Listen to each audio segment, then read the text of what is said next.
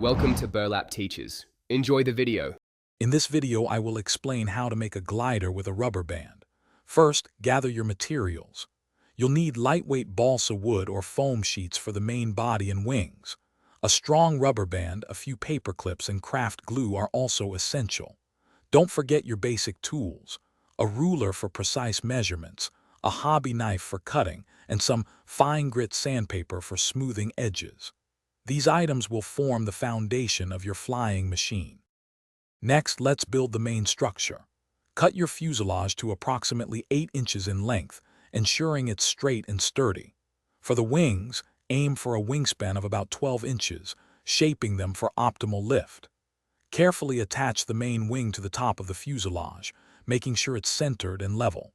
Then, craft a horizontal stabilizer and a vertical fin for the tail, gluing them firmly in place to provide stability during flight. Now for the exciting part, adding the rubber band power. Create a small, sturdy hook near the nose of your glider, perhaps from a bent paper clip, and secure it firmly. This hook will hold one end of your rubber band. The other end will attach to your launching mechanism, which could be a simple stick or another hook. Make sure the rubber band is taut enough to provide good thrust, but avoid overstretching it, as this can cause damage or inconsistent launches. Finally, it's time for test flights and adjustments. Find a large, open area, free from obstacles, for your initial launches. Observe how your glider flies.